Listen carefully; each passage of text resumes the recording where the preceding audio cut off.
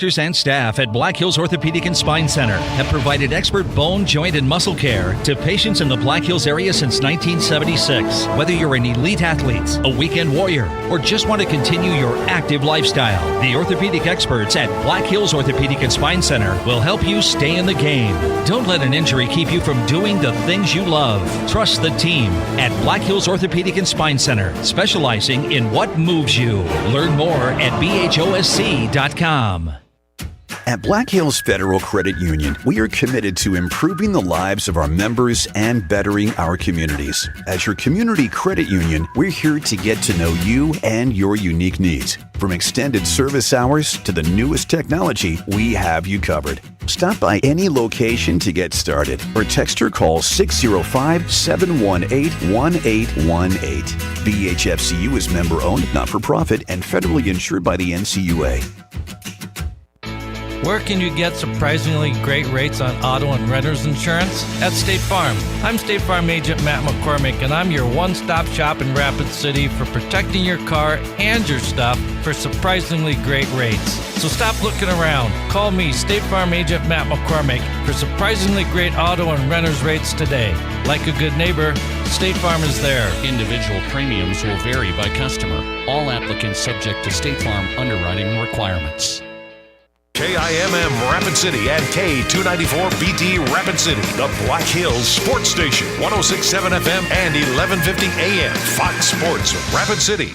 The WNBA has released a statement saying that their investigation showed no evidence of alleged racist fan behavior made during the Chicago Sky Indiana Fever game in Indianapolis on May 17th. The league says they reviewed audio and video from the game in addition to speaking with fans and staff and could not substantiate the allegations. Tonight in Indianapolis, the Pacers host Game 4 of the Eastern Conference Finals against the Knicks. 8 o'clock Eastern Time. Pacers are up 2-1, and Aaron Nesmith is expected to play tonight despite injuring his ankle in Game 3. Stars and Oilers skate at 8 o'clock Eastern in Edmonton. Oilers up 2-1 in that series of the Western Conference Finals as it's Game 4 tonight. Pittsburgh Steelers edge rusher TJ Watt not present today for their first day of OTAs as the linebacker is entering the final year of his deal. 6-seed Novak Djokovic won his first-round match at the French Open. I'm Dan Beyer. It's time for South Dakota's Sports Talk Show. This is the Nate Brown Show, featuring live callers, great interviews, and thought-provoking sports talk. From the biggest national names to the hottest stories across South Dakota. Welcome to the Nate Brown Show. Here's your host, Nate Brown. All right, good Tuesday afternoon. We're back and ready. South Dakota Sports Talk Show live on Fox Sports Radio. Welcome in. Hope you had a nice long weekend and, of course, a day of remembrance yesterday on Memorial Day. Hope you've enjoyed your weekend. We're back at it on a Tuesday. The Nate Brown Show is on across South Dakota. Remember, you can stream this show on Twitter right now, at Nate Brown Show. Follow the show and watch us live. Welcome in on Twitter, at Nate Brown Show. Remember, wherever you're listening, watching the show tonight, it's always a great day in South Dakota, and we're back on a Tuesday. One more spot, you can catch us on YouTube right now, The Nate Brown Show on YouTube. Subscribe to the channel, and you can watch us live. Some new additions to the Nate Brown Show studio right now. We got a new Denver Broncos vintage helmet. The vintage helmet, the white ice, the old Denver Broncos logo. It's making its appearance right now.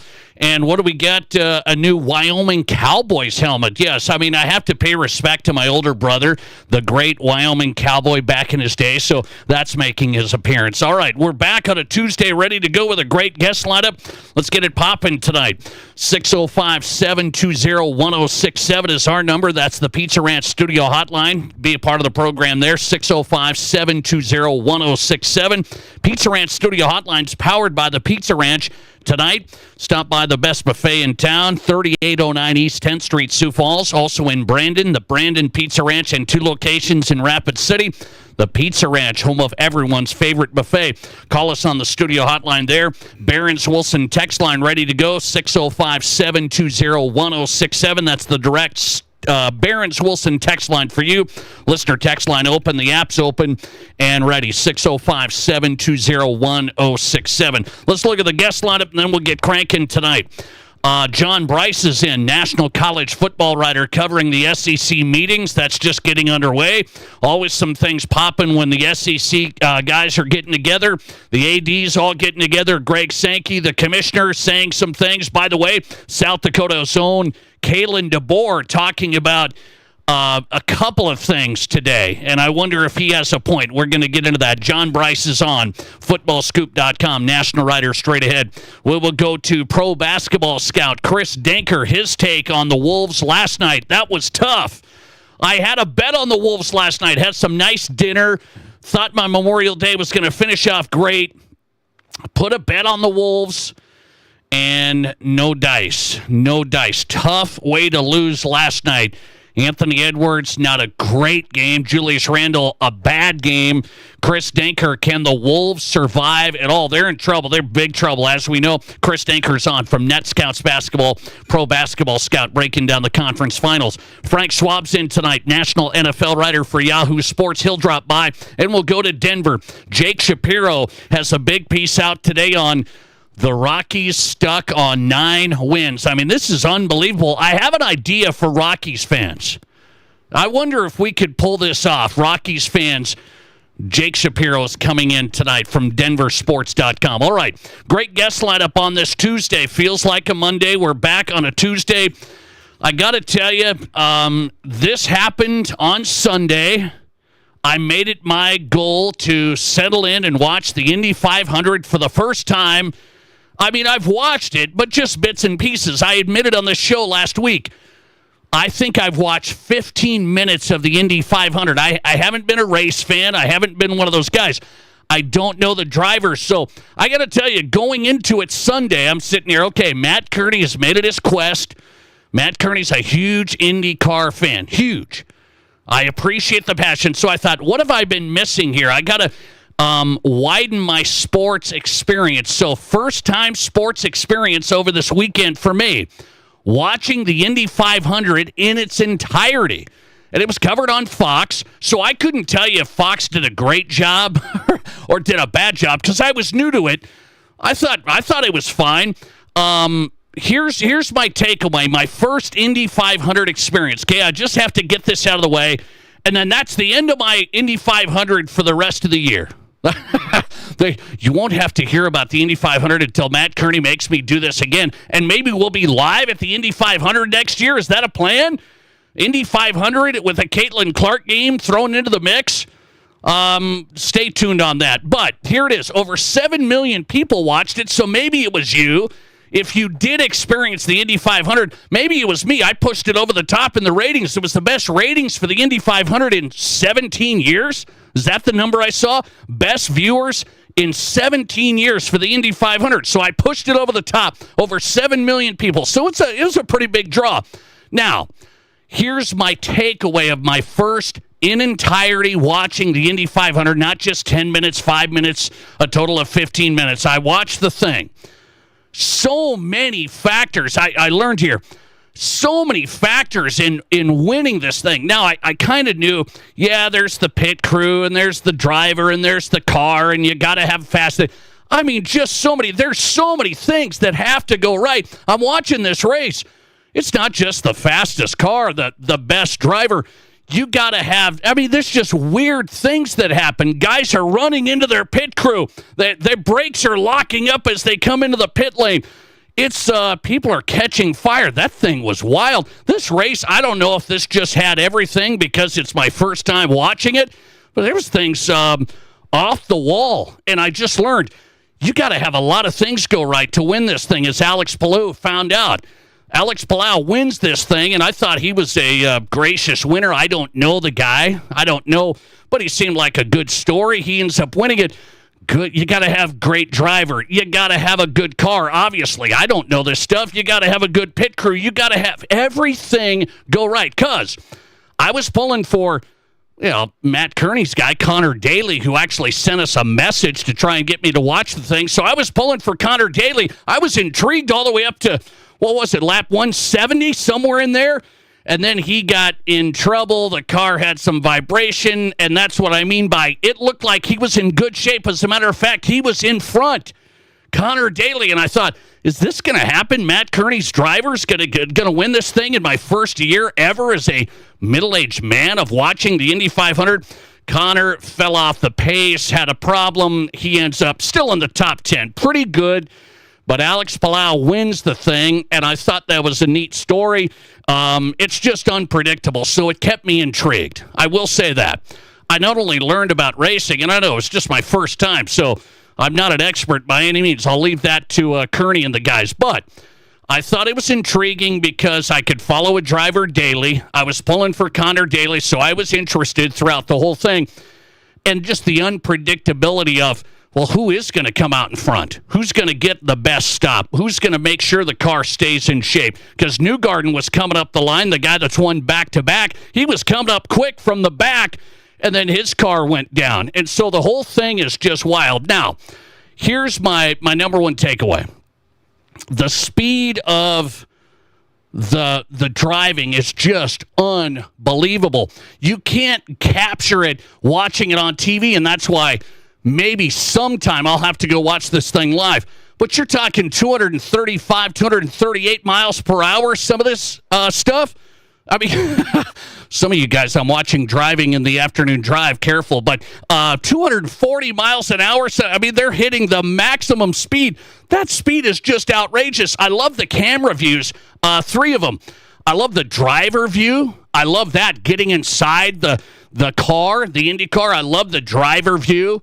And then I love the track view from the side, the wall, just how fast the cars go. I mean, it's absolutely unreal. So the driver cams were great. I thought the fanfare and pageantry pre-race was outstanding. By the way, shout out to Sioux Falls, 14 Air National Guard. 114 Air National Guard had the pre-race flyover. I think that was outstanding. So a shout out to those guys, and just amazing driving. So I can't say much else other than intriguing race, had a lot of twists and turns and crazy stuff happening. Maybe that's just how races go, but I thought it was wild. And by the way, the driving speed was off the charts. So it leads me to my question of the day today, and this is something I've always thought about. We've asked this in general in like popular sports, but how about in something like this? What is the most difficult thing to do if you, the average Joe like Nate Brown, stepped into this thing? What is the most difficult thing to do if you stepped into this? Could you drive in the Indy 500? Because I'm watching this Sunday going, wow, they're going pretty fast, and how close they were together. It's not like I don't know racing. I have seen it, but just watching it in its entirety, I had a new appreciation for how crazy fast and strategic the race was and the whole thing. Could you step in and drive in the Indy 500? Could you step in and jockey in the Kentucky Derby? Or could you score in an NBA playoff game last night where the Wolves needed you to score? This is what I wanted to know.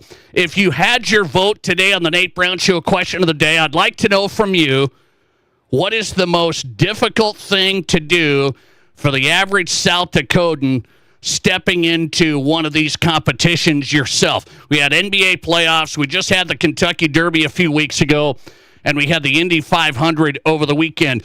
Most difficult sports competition for the average Joe, 605-720-1067, 605-720-1067. That's the Barron's Wilson text line. I'm curious on the question of the day. Driving in the Indy 500, jockeying at the Kentucky Derby, or trying to score in an NBA playoff game. Now, let's see what people are saying here. People are voting in this. Jockeying at the Kentucky Derby started out front, and now driving at the Indy 500 is taking the lead. Driving at the Indy 500 is taking the lead. Let's see. 46% of you say driving at the Indy 500 is the most difficult thing to do if you throw these spring sports competitions into the average Joe for South Dakota. Most difficult thing to do if you stepped into one of these yourself. Driving at the Indy 500, 46% of you say that's the most difficult. 35% being a jockey at the Kentucky Derby. And 19% of you say scoring in an NBA playoff game. So, turns out we could have thrown you guys into the game last night for the Wolves. I was watching that thing from a tip to finish. Wolves needed somebody to score. Do you guys think you could score in an NBA playoff game? Oh, sure. I could put up a 3. They don't guard you anyway. Take a look at how physical it was last night and then get back to me. Let's see. 46% say the most difficult is driving in the Indy 500. I might agree with that. It's just a tough one for me because could I drive a car at 235 miles per hour? No power steering. Cars flying by me every time. And I know it's just, you got to keep it tight. Don't hit the wall. Could I do that at 235 miles an hour? What's the fastest that you've ever driven? Careful. I don't want to get in trouble. Have I taken it to 100 miles per hour in my life? Have I taken it to 100? Are there any people out there that keep our roadways safe that are listening? I cannot remember taking it to 100. But let's just say I've been very close. Yeah, let's just say I've been close. And maybe not on purpose. I'm just like trying to get to a destination quickly on the open road. South Dakota, across the state. There's nobody around, right? Sure. I have not taken it to 200. I can tell you that. So could I take it to 235 miles per hour? As I've seen these cars regularly hit that. I mean, the Indy 500 on Sunday, they were regularly hitting 235 and higher. 46% of you say that's the most difficult thing to do, the Indy 500. Could I be a jockey at the Kentucky Derby? Well, people say you just hop on the horse and then they just go. But I can hardly ride a horse if I go out to a dude ranch. I mean, I can hardly do that. So you're trying to tell me I'm going to stay on a Kentucky Derby horse running and in a crowd and the unpredictability that those horses have? I don't think I'd be able to get that thing in the chute. I wouldn't even be able to get it into the gate, let alone stay on. Scoring an NBA playoff game, that might be my best bet. I hate to tell you. I know I used to be a lot quicker. I used to be a lot better. Life catches up to you. I understand. But could I get open? Could I potentially? Well, the way that Oklahoma City was getting open last night, I think I would be able to score a basket. I might be able to throw up a shot and maybe score a basket. It'd have to be outside 20 feet. Listener text coming in. Let's see. You're not strapped on a horse like you are with a seatbelt in a car. So, well, I know you got to have. You're on the horse, but those jockeys too. How much do they weigh? 80 pounds. So that's part of the problem right there. They're light and they're staying up. They kind of have their stance. It's not like they're just riding on a joyride. So that's coming in second. The Kentucky Derby is the most difficult thing to do. Driving in the Indy 500, the number one most difficult thing to do. I would say it sounds like we could all drive a car, and you think you can drive a car 235 miles an hour and 200 laps. That takes me to the limit. It's not just one time around the Kentucky Derby. It's not just one basket in an NBA playoff game. It's driving the Indy 500. I mean, you have to try and make it through the whole thing. I'm not just trying to make it around one lap. That's why I think I'm going to take that to the next level. By the way, listener text coming in, I would try the Indy 500. Just looks like more fun. Well, it's... it might be fun. I heard people going to the bathroom and everything else, so might be kind of fun. Listener text on the Indy 500, one more. You can't really enjoy the cars at Indy. The cars just go too fast. They just go too fast. Well, that's part of the deal, though. That's how crazy, that's how unbelievable I thought it was. Amazing driving, how fast... you see the cars fly by. So, good experience for me Sunday. Good experience. First Indy 500 experience, and quite a few people watched. Pretty big viewership. Highest in 17 years. By the way, what else happened over the weekend? Let's come back to South Dakota high school sports. I want to get into this thing. So we had a high school state baseball championship. So this is one of those things that South Dakota high school sports fans have been looking at over the past, 5 years. And it seems like high school baseball's becoming a little more popular. It's still a club sport, but they've talked about sanctioning it. They're going to send out a survey to schools. Do you want to even think about doing this? So high school baseball state champion is Brandon Valley. Congrats to Brandon Valley getting it done over Sioux Falls Jefferson. But my question is, where is high school baseball continuing to go? It has grown. There's quite a few players that are involved now, and it's East River and West River. Stevens made the state baseball tournament. Where is high school baseball as opposed to Legion baseball in 10 years? Not just over the next few. I'm talking, let's think about 2035. I hope I'm still doing this show. Maybe we'll see where we land. Where is high school baseball as opposed to Legion baseball in 10 years? I ask about that because the high school baseball state championship just happened, and you wonder, is high school baseball's brand going to continue to grow in South Dakota, or is the Legion baseball brand so strong because now they go from high school to Legion, and there's a smooth transition for a lot of these teams. They start their Legion season. The birthplace of Legion baseball is South Dakota. Do you think high school baseball takes over? Or maybe it's this other factor, the travel ball situation. You got travel teams now going to showcases, and it's just teams that are popping around the country, not necessarily part of a team environment. It's various showcases. I'm going to pop around to go travel ball and the college showcase scene. Where do we see baseball in South Dakota in 10 years? I'm going to get to that as we get going. What do you say? Legion baseball still king in 10 years? High school baseball bigger brand? Or the travel ball takes over? 605-720-1067. If you can answer that, let's get going with John Brice at the SEC College Football Meetings. National writer for Football Scoop next. This is the Nate Brown Show. Save big on everything for your next staining project when you shop at Menards. Complete your staining project with Ultra Advanced Semi-Transparent Stain. It's a stain and sealant in one that can be applied to damp wood, allowing you to clean and stain your project in one day. Save big money on Ultra Advanced Semi-Transparent Stain. Plus, check out our weekly flyer on Menards.com for more great deals happening this week. Save big money at Menards.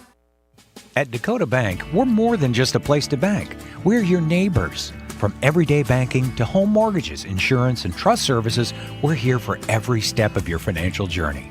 We believe in doing what's right for you because we live here, work here, and care about our communities just like you do. Go with confidence, go with trust, go with Dakota Bank. Member FDIC, equal housing lender. Insurance and investment products are not FDIC insured, may lose value, and have no bank guarantee. Eating in Deadwood has so many options thanks to Tin Lizzy Gaming Resort. Wake up with the trusted taste of Starbucks or sit down to a full breakfast at Best Brews. Looking for lunch? Build a wonderfully fresh sandwich from Jersey Mike's. Grab some quick and cheesy goodness from Pizza Hut or pull up a chair in Patty O'Neill's Irish Pub. Need something a little more intimate for dinner? Well, Snitches is all the buzz with an evolving menu of chef-designed culinary creations. There's something for everyone to eat at Tin Lizzy Gaming Resort, located on historic Main Street in Deadwood. Here's your Fox Sports Rapid City forecast. Chance of thunderstorms with fog and spots tonight. Otherwise, cloudy skies expected. Lows dip down to about 49. Southeasterly winds 5 to 10 miles per hour. Chance of rain showers with fog and spots early tomorrow. High temperatures reach up to 64. Sunshine mixed with clouds at times. Tomorrow night, lows dip down to about 46. That's your forecast on the Black Hills Sports Station, Fox Sports Rapid City. Currently 62. Hey sports fans, it's Rob from the Firehouse Skybox. We are Rapid City's premier sports bar with everything you want for the best game watching experience. Bring your crew and take in the action while enjoying our Firehouse craft beers, specialty cocktails, and a great menu of Firehouse burgers, nachos, and more. We have every game, every night on our 35 big screens, and there's not a bad seat in the house. Come and watch your favorite team at the number one place for sports, the Skybox, right above the Firehouse, Main Street, downtown Rapid City. Monument Health Orthopedics and Sports Medicine is everywhere you need us to be. On the sidelines, supporting our local athletes, at our clinic locations throughout the region, and at our Ortho Express walk-in clinic when you don't have time to wait. We're here when you need us, working as a team to make your comeback stronger than ever. Getting stronger, getting better, getting you back to your best self. The life of an athlete has its uncertainties, wins and losses, injury and recovery. In the Black Hills area, athletes can always count on Monument Health Orthopedics and Sports Medicine, here for whatever moves you.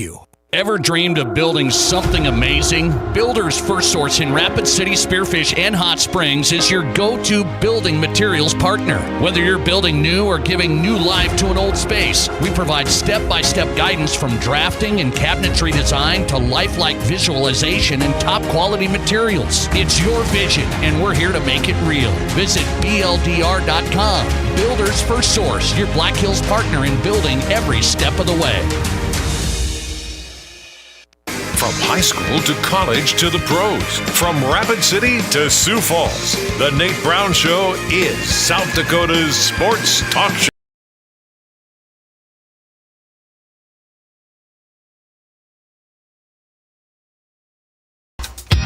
Welcome back in. Glad to be back on this Tuesday. Thanks for being here. South Dakota Sports Talk Show is live. Fox Sports Radio. The Nate Brown Show is on. Frank Schwab coming up, NFL writer, Yahoo Sports. Jake Shapiro's in from Denver covering the Rockies. Boy, oh, man. My Cubs taking care of the Rockies. Pretty easy stuff. Jake Shapiro's coming up, denversports.com. John Brice getting us started tonight. SEC meetings going on. Some interesting things coming out there. South Dakota's own Kalen DeBoer talks about his season last year, and he's made some headlines. We'll get into it. John Brice is in. Footballscoop.com, national writer. John, how are you? Good, Nate. Always glad to join your show. And since you told me your wife's birthday is coming up, I'll wish her an upcoming happy birthday. Well done. Well done, man. Hey, I got a question of the day for you. I watched the Indy 500 in its entirety for the first time. My producer, Matt Kearney, got me into this, so I did it. I experienced the sports first. Hardest thing to do for John Brice, driving the Indy 500, jockey at the Kentucky Derby, score a basket in the NBA playoff game. Probably jockeying the Kentucky Derby. None of the three would be any sort of art, but I don't think I'm meant to jockey a horse at those speeds around that track. I thought you might be that guy. I thought you'd get on that horse.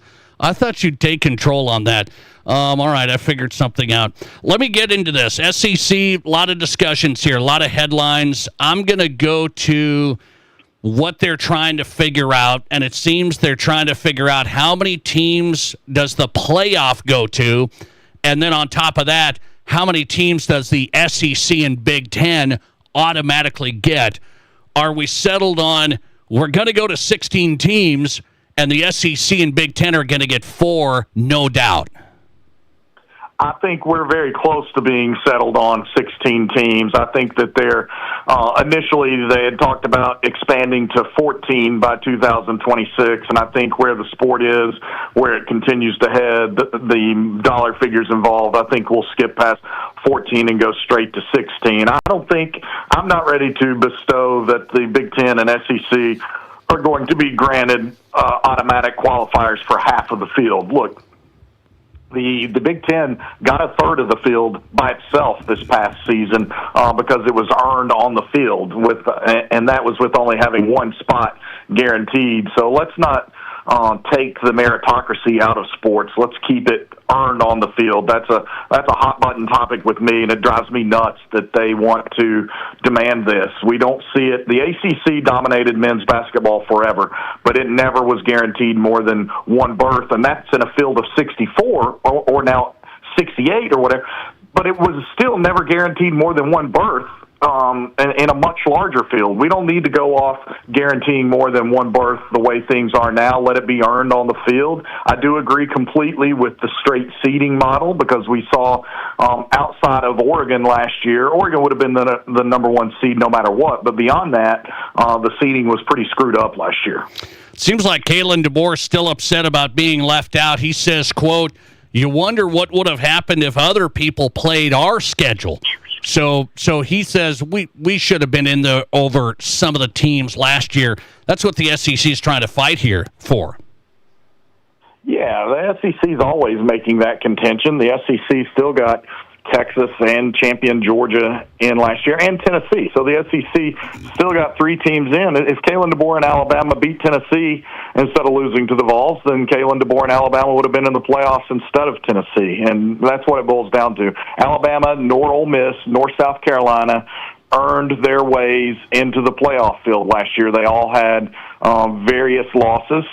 Certainly Alabama had a really nice win at home against Georgia early in the season when I think Georgia was ranked number 1, but then Alabama had some head-scratching losses as well, and South Carolina certainly did, and Ole Miss gave Kentucky its only SEC win last year. So you can't have blemishes like that on your resume and sit there and say, you should have been in, or I wonder what would have happened if they'd played our schedule. Well, I wonder what would have happened if Alabama had played Ohio State's schedule and had to go play at Oregon and play Penn State and play Michigan and some of these teams. Well, we know they couldn't beat Michigan because they didn't in the bowl game.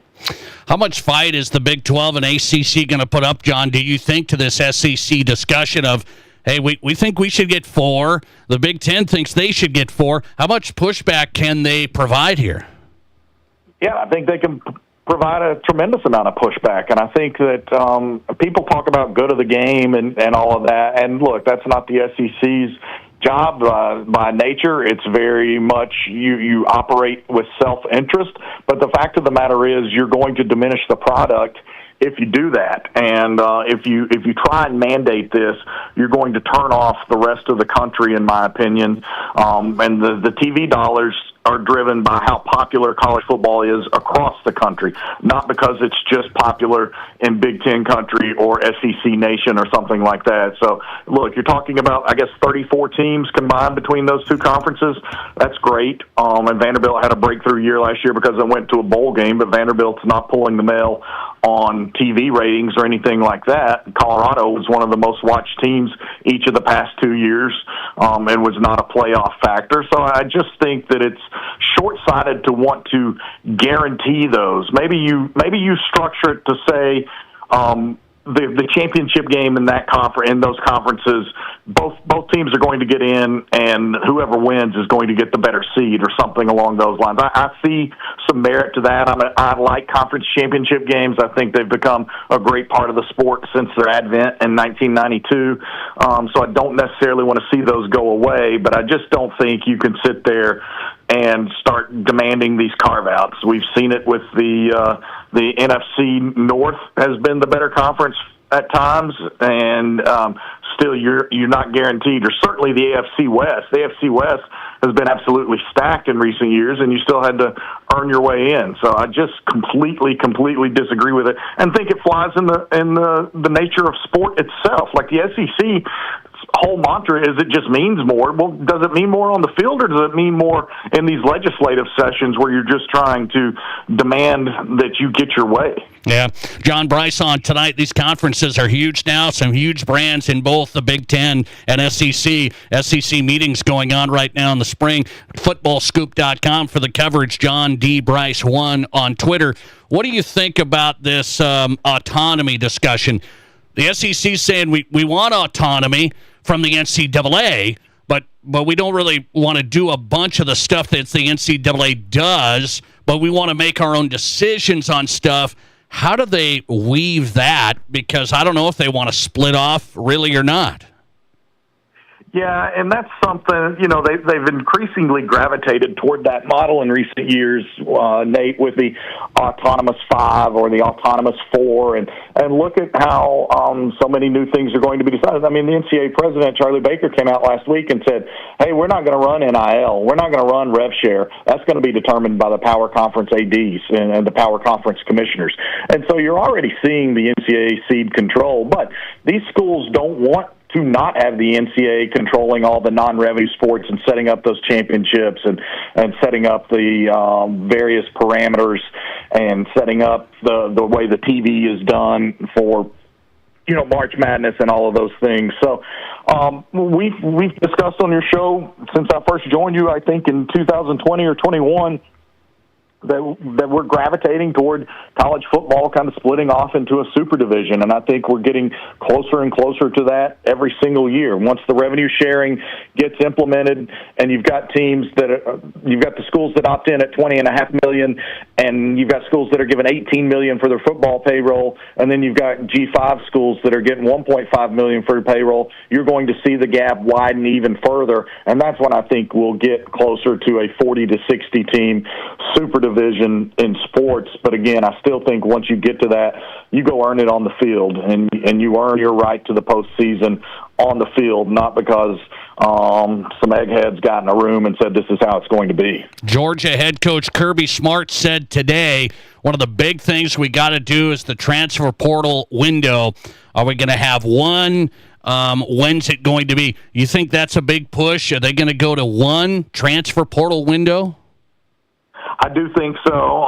They already adopted or passed a measure to try and go to that at AFCA earlier this year for one 10-day window from like January 2nd through January 12th. Now, I talked to a couple of general managers today that said they favor one window, college football general managers, they favor one window, but they want it at the end of December because they said if you do it already in January, we're technically supposed to have already paid that next rev share check. I don't want to have a guy that makes $25,000 or $50,000 a month get that January check and then go into the portal on January 8th. So I did think that was an interesting point, but I do believe we will get to one portal window. Still a lot of debate. Kirby Smart made the point today that there's a growing contingent that wants it in late spring. I've discussed on your show before, I've had college head coaches tell me they much prefer it to be late spring. I just came from the DFO meetings in Frisco, Texas. We discussed some of the items on your show since that time, and one of the big ones was a push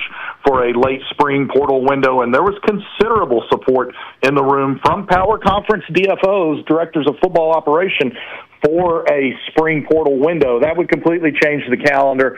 Kirby Smart makes a lot of good points in that regard. You're hosting all these OVs all throughout the month of June, and you're doing your recruiting camps. Now you're going to have some OTAs and have some organized practices as well. But the fact of the matter is they're already allowed 8 hours a week of instruction with guys. They're already monitoring or strongly encouraging those voluntary summer workouts. Very interesting scenario. SEC talking about a lot of stuff this week. John Brice, national writer, footballscoop.com. Always great, man. Thanks for coming on. Yeah, I appreciate it, Nate. Thanks a lot, buddy. Have a great week. Appreciate your time. John Brice at footballscoop.com, national college football writer covering SEC meetings, spring meetings underway. A couple of big things out of there is they're trying to carve out automatic playoff spots, end of story. So, they keep saying, well, we got all the, tough teams. I know, because you guys put all the teams in one conference. So Steve Sarkisian said today, Texas head coach, well, I don't think you're ever going to have an undefeated national champion anymore. It's just going to be too tough. You're not going to have an undefeated national champion. Well, it's not my fault you put everybody in the same conferences, the SEC and the Big Ten, and you beat each other. Yeah, they love having the big brands and the big money, but then they don't love, they have a couple of losses, and now they're on the verge of getting out of the playoff. Well, they want it both ways. You see how this works. They want all the big brands and the big dollars and the TV revenue, and then they want the big dollars to be in the college football playoff, too, even though, hey, we lost 3 times in the SEC. Wait, we still want to be in the playoff. This is ridiculous. Is it or not? Our guy, Kalen DeBoer from South Dakota, of course, Millbank native, he said, you wonder what would have happened last year if other people played our schedule. You know, he said, we probably should have, he's making the case we should have been in there over who? Boise State, SMU.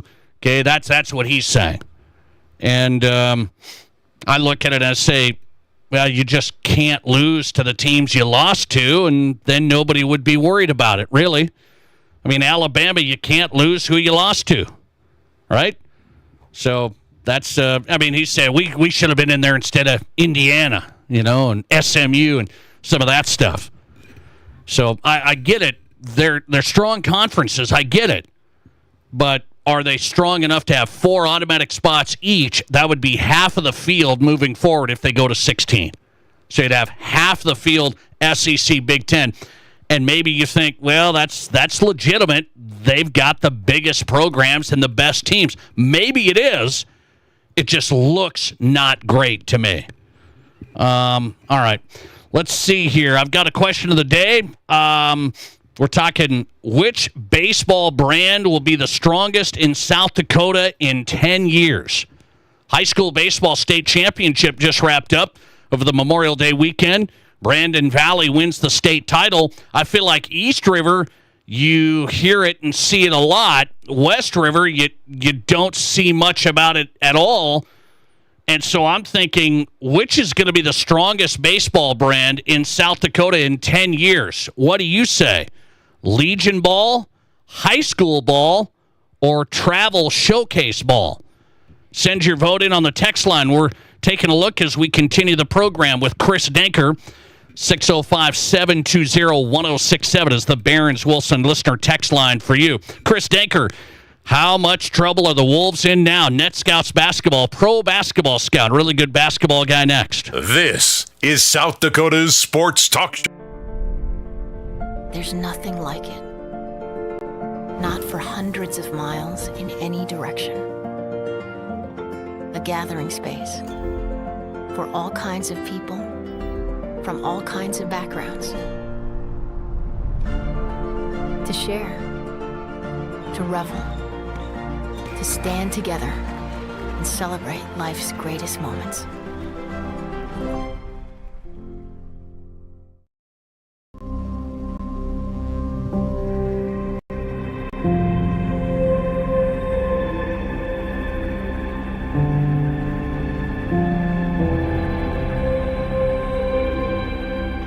We are number one, so you can always be their number one.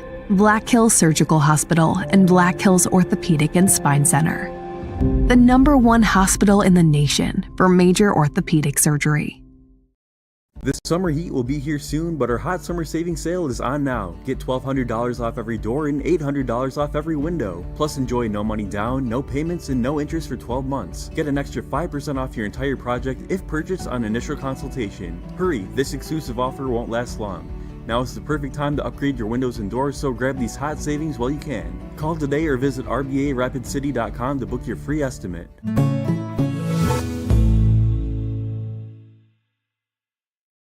Fifth Sturgis Rally, make the ride even better with a stay at Cadillac Jackson Deadwood. Relax in style with 3 top-notch hotels: Spring Hill Suites by Marriott, Doubletree, and True by Hilton. Plus, enjoy 4 eateries and Deadwood's largest casino floor. Mention this ad and receive an exclusive Gambler's Getaway that includes a $20 food and beverage credit, $30 in Cadillac cash, and 2 free drink tickets. Book your rally stay today at Cadillac Jacks. Call 605-578-1500.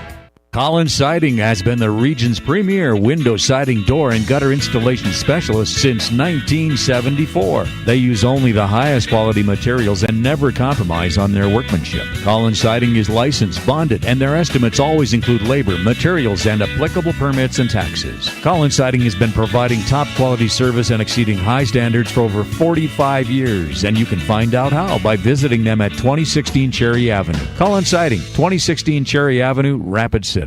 Get set for a night of non-stop laughs as the Box Elder Event Center welcomes comedian Michael Palisak. When I was in college, my parents relocated to Chicago, and I found them. After being a finalist on Last Comic Standing and appearances on Stephen Colbert and Conan, he's coming to Rapid City Saturday, May 31st. The closest thing we have to a gang is the Future Farmers of America. Advance tickets are just $20 at the Box.Live. Don't miss Michael Palisak at the Box Elder Event Center, Saturday, May 31st.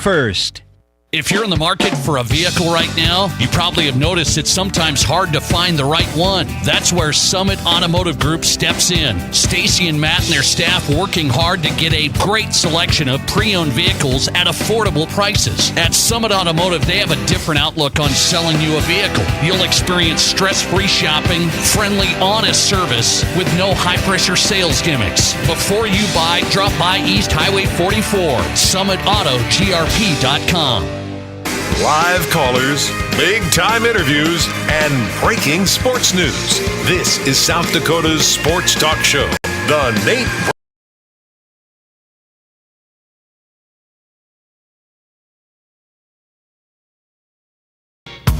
Welcome back in. The Nate Brown Show is on Fox Sports Radio, South Dakota Sports Talk Show. Let's take a look at what's on tap tonight. Still coming up, Frank Schwab's in, NFL national writer for Yahoo Sports. He's on the way. Jake Shapiro's on from DenverSports.com. The Rockies are just absolutely a mess. 9 wins, a historic season so far the other way. Jake Shapiro writing about it, DenverSports.com. That's what's on tap on the Nate Brown Show, brought to you by the Campfire Bar with 20 South Dakota brews on tap right now. Stop in, check out the NBA playoffs, Stanley Cup playoffs off Catron Boulevard in the new Mr. Liquor 2. That's the Campfire Bar. Great patio. It's summertime in South Dakota. Mr. Liquor 2 in the Campfire Bar. What's on tap on the Nate Brown Show? It is Chris Denker tonight. NetScoutsBasketball.com. Chris, good to have you back. How are you? Always good to be here, Nate. Thanks. I appreciate it. Let's talk some hoops. Wolves go down. I made a bet on the Wolves last night. I took them. I know. I was like, I think they're going to win this thing. I think they can. That was the closest game of the series. What do you think is the Wolves' problem here? Is it Anthony Edwards, Julius Randle not scoring? Is it the defensive side of things? Would they give up 38 points in the fourth quarter and they got torched in the first half? Which is worse? Yeah, I think it's a little of everything. I think, at one point yesterday, with about 3-4 minutes to go in the half, I checked the box score. And just out of curiosity, I wanted to see kind of the full picture. And at that point, Edwards was 1 of 1, and Randall was 1 of 2. So they both made a basket. They were 2 for 3. It wasn't like they were 1 for 9. They literally attempted 3 shots. So I think you got to look at that. And either A, you need to do a lot better job of getting them shots.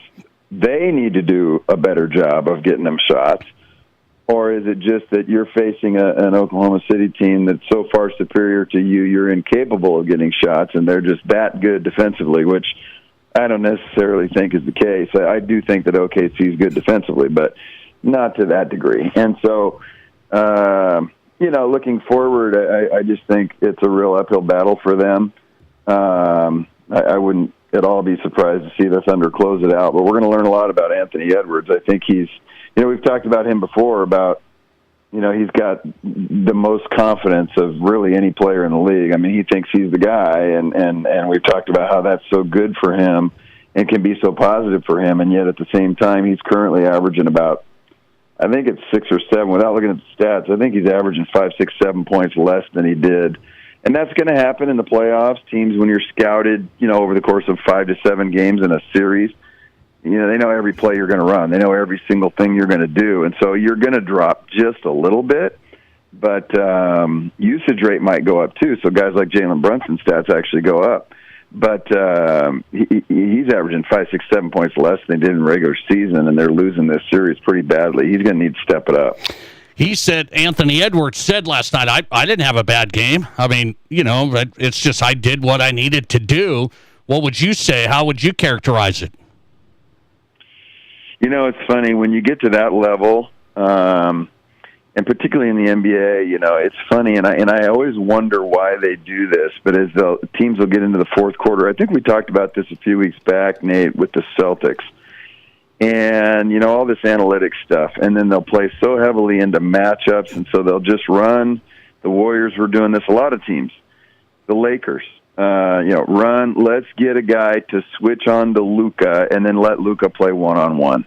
Let's get a guy switched on to Tatum, and now we'll just do a step-back three. James Harden, blah, blah, blah, blah, blah. And it's a broken record. And to me, and this is the old school part of me, but to me, you're really losing efficiency when you do that. I'm not saying don't get that guy a shot. I just got through saying Anthony Edwards needs to step up. But put him in the post, clear a side to drive it, bring him off a double to maybe get a three, and now get a guy in a closeout advantage and drive that. Whatever, but don't just ISO, everybody stand in the corner, and then jack up a shot and say, well, we analytics say this or that. That to me, that's a cop-out, and he's got to be more selfish and find ways to score. They've got to do a better job of screening for him off the ball to get him to the ball. And then maybe if you want to play pick and roll, well, then better screens on the ball to get him going and find ways to get shots. But I don't think you just now you die with your best player scoring 21 points a game when he's a 28-a-game guy during the season. Figure out how to get more shots, and then he's got to step it up. Wolves down 3-1, lost a tight one in Minnesota last night. Chris Denker talking conference finals, NetScoutsBasketball.com, former D1 coach on tonight. So Shai Gilgeous-Alexander, what do you think of his style, Chris? He's getting a lot of heat up here because of flopping, embellishing, falling. What do you think of the style as you watch him, how he plays? Yeah, I like one thing about him, and I'll touch on that in a second. I don't like the kind of the foul baiting, reaches. He'll reach. They were picking up. I think there was a foul last night on Edwards where he kind of picked him up full or three-quarters court. And Alexander will start to go, and then he will actually initiate contact with his off arm. He'll kind of underhook or put a hand over and then flail the shoulders back. The officials have to be better. They have to understand that that's part of the game. He's going to do that. You can't call that a foul. Because, if we go back to, let's just get out of this series, go back to the Warriors against Houston. Houston, everywhere Curry went, bear hugged him. I don't mean touched him. I don't mean grabbed a jersey. I mean full two-hand bear hugged. How are we calling touches here or the shoulder flail that Alexander will give versus that in another series? It's just not even close to consistent, and I don't like it at all, but I don't like it from the guy who's the MVP. Look at Jordan, Magic Johnson, these guys back in the day, Bird, they got abused because teams didn't want them to score. They would maybe complain, hey, I got fouled on that play, but they weren't flailing their arms and kind of phoning it up. It's almost a soccer mentality, the flop and go to the ground kind of deal. I don't like. That's the part I don't like. Now, what I do like is that he's not what I said before, settle for threes. I'm just going to, analytics this and whatever. I think analytics, more and more, I'm getting tired of them because I just watch these teams lose saying, well, if we shoot, 63-point shots, we're going to be good. Well, look at, Denver, OKC, Indiana, the New York Knicks. These are teams that all average, 115 to 120 per game, and yet they take more twos than the average team does, and fewer threes than the average team does. Now, you might say, well, they have fewer shooters. Correct. The Warriors have to shoot more threes because they're teeny tiny and they have, Steph Curry. But it wasn't until they got Jimmy Butler, who's very efficient inside the arc, like Shai Gilgeous-Alexander, to where then they started playing great basketball. So I just don't buy it, and I think he's one of the reasons why they're so good is that he can get into the paint and score and draw fouls, an honest way, and maybe distribute to the other guys and get them open shots because he does attack the paint so well. What about the Eastern Conference Finals? You got a big one tonight. People are wondering if the Knicks get this, now it gets really, really interesting. Who do you give the edge to right now? Pacers playing at home tonight. Yeah, I think I'm stating the obvious when I say the Knicks have to win one of the next two in Indianapolis. They want to make it 7th game at the Garden.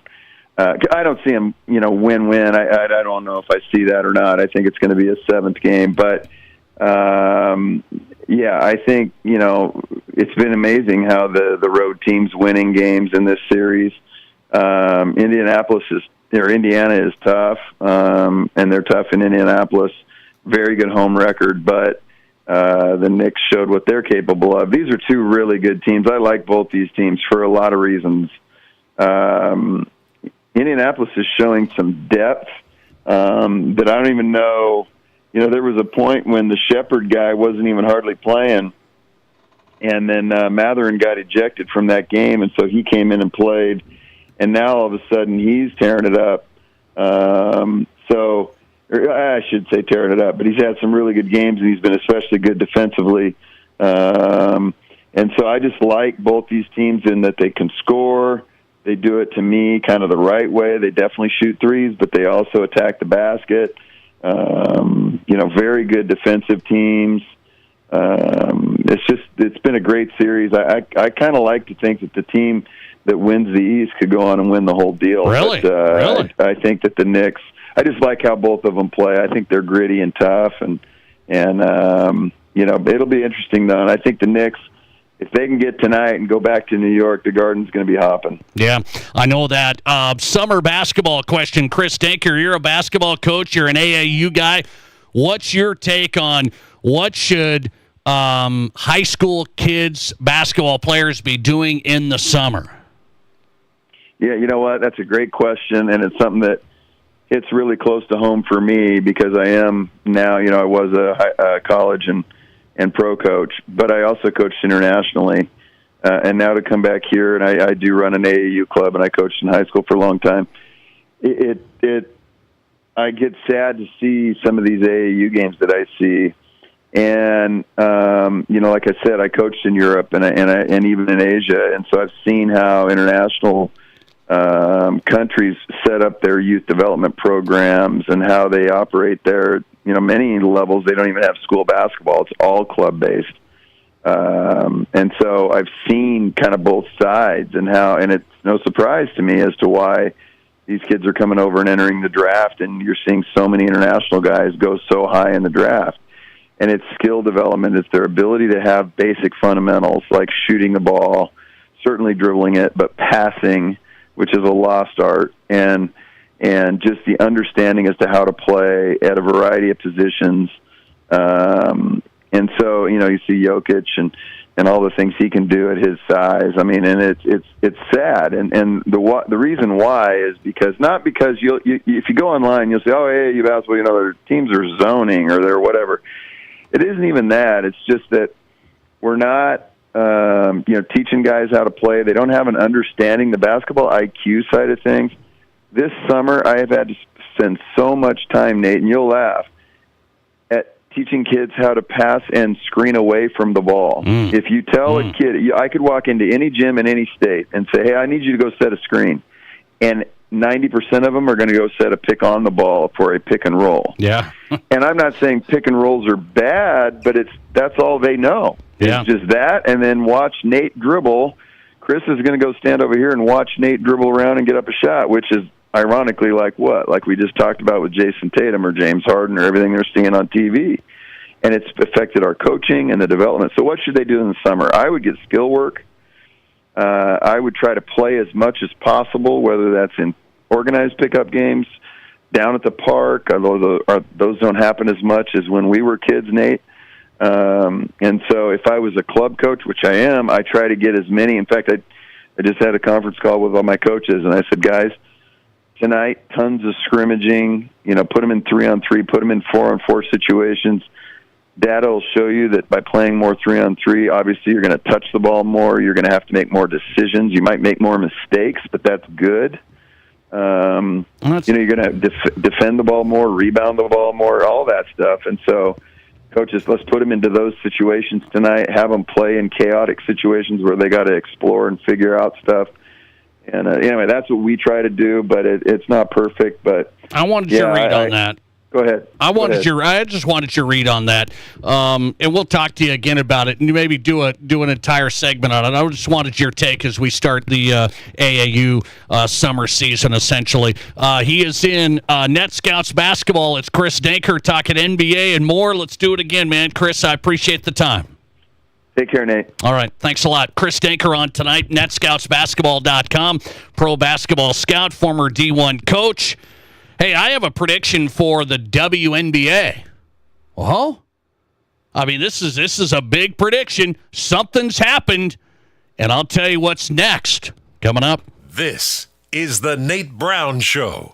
Get ready for summer. It's the Memorial Day sale through June 2nd at Splash City. Create your summer retreat in your backyard with a hot tub or a swim spa, or heat up with an infrared sauna for as little as $99 a month from the leading brands in the market. Jacuzzi, American Whirlpool, or Sundance. Get 0% financing and save up to $5,000 in factory rebates. Enjoy the summer ahead and save during the Memorial Day sale through June 2nd at the area's #1 summer fun spot, Splash City. Sioux Falls, Sioux City, and Rapid City. Hey, Sioux Falls sports fans, there's a great new sports bar in Sioux Falls, Boston's Restaurant and Sports Bar on West Russell Street in the Ramada Water Park Hotel. If you want to watch games, UFC, they've got it, wall-to-wall TVs, and the best part, great food. Gourmet pizza at Boston's, tons of wing options, great burgers, and a lot more. Bring the family, bring the team, bring your crew to the new Boston's Restaurant and Sports Bar in Sioux Falls on West Russell Street. Plus, you can order online for lunch or dinner. Just go to bostons.com. Shop the region's largest selection of spirits, wines, and beers at the best prices today at both Mr. Liquor locations in Rapid City. Save $5 off Menage a Trois Red Blend, now just $6.99. Take $6 off all flavors of Choppin' Vodka, now $23.99. Or pick up High Noon ready-to-drink cocktails, 4 packs, only $9.99. Price is good at the new Mr. Liquor 2 next to Walmart off Catron or on the corner of West Chicago and Sturgis Road in Rapid City. Imagine this, a bank that is committed to you, that understands your needs, your values, and your growth. No more settling for the status quo. Pioneer Bank and Trust offers tailored solutions, innovative services, and a team of experts dedicated to your success. You deserve more attention and more support from your bank. Don't settle. Pioneer. Pioneer Bank and Trust. Local.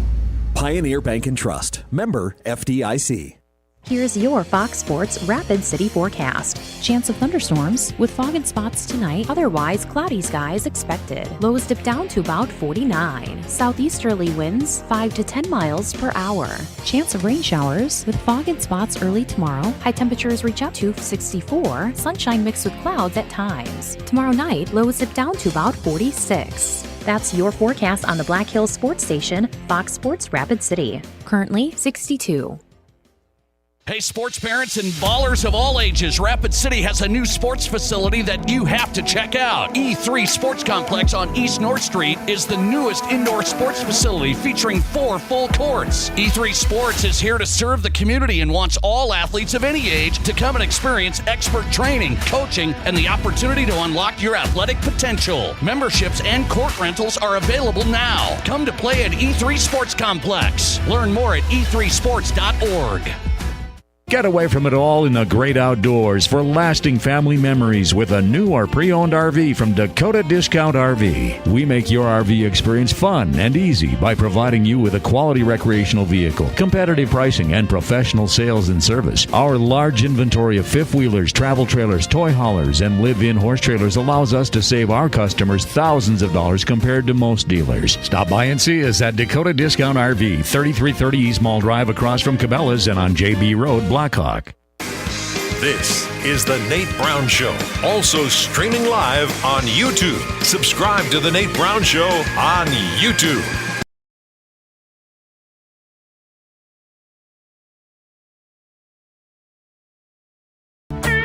Welcome back in. The Nate Brown Show is on Fox Sports Radio. Glad you're here. Glad to be back on this Tuesday.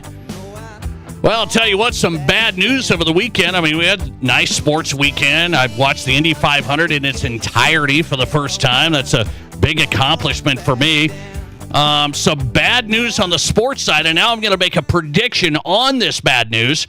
So, Caitlin Clark just got hurt And so she's got a quad strain. She's going to be out for a minimum of 2 weeks. So you know how this thing goes with Caitlin Clark, right? Everybody gets wound up about Caitlin Clark and, Angel Reese and the whole thing and whatever. Just stay dialed in here. Caitlin Clark is going to be out for a minimum of 2 weeks. And I've already seen it today as I've been putting the show together. Tickets to games, so going to the games, tickets to games have gone down in price big time already. So the game tickets coming up, like for the Chicago Sky, yeah, she's going to play Angel Reese. The Indiana Fever play the Chicago Sky coming up in early June here. Those tickets have already dropped in price. Okay, so they were higher, now they're down. I wonder, are they going to watch Angel or what's the deal? But anyway, so they dropped, and now I'm here to tell you, just watch. Here's what the WNBA as a whole is missing. They're going to realize, if they don't already, they should, the Caitlin Clark needle is going to not be there. So for however long she's out, I'm just going to mark my words today. You guys mark my words today. May 27th to however long she's out. Let's review. Maybe we'll try this every week. We'll do this every few days. Let's review the ratings for all of the games that happen. So let's see if people will still watch at a 2 million clip the Fever games, like the one coming up, I think it's June 7th, Chicago Sky against the Indiana Fever, and Caitlin Clark's going to be out. Let's just see if the WNBA says, no, it's everybody's popular and everybody's doing great. I'm just telling you the Caitlin Clark effect is so huge, that's going to be nothing. So I'm here to tell you, my prediction is the ticket prices have gone down, yes. The ratings over this time, well, I don't know if it's 2 weeks, 2.5 weeks, 3 weeks, however long she's out, that will be a line directly to a decline. I mean, my prediction is you'll see a big drop-off.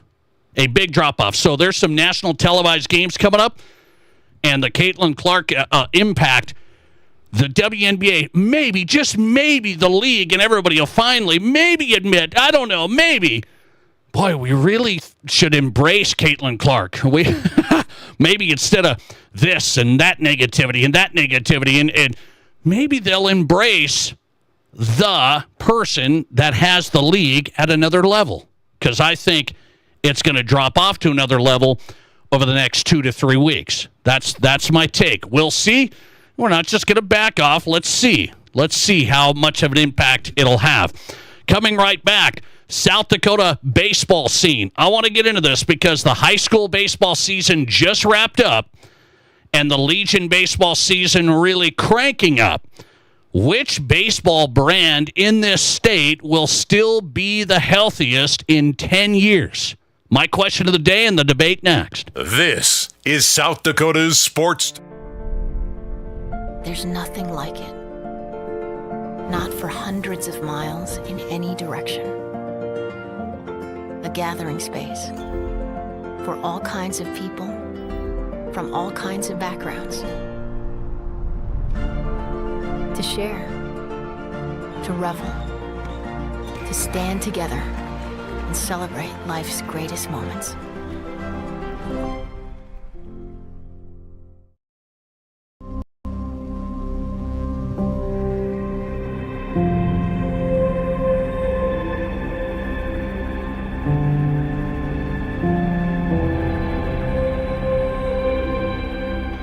We are number one. So you can always be their number one. Black Hills Surgical Hospital and Black Hills Orthopedic and Spine Center. The number one hospital in the nation for major orthopedic surgery. The summer heat will be here soon, but our hot summer savings sale is on now. Get $1,200 off every door and $800 off every window. Plus enjoy no money down, no payments, and no interest for 12 months. Get an extra 5% off your entire project if purchased on initial consultation. Hurry, this exclusive offer won't last long. Now is the perfect time to upgrade your windows and doors, so grab these hot savings while you can. Call today or visit RBARapidCity.com to book your free estimate.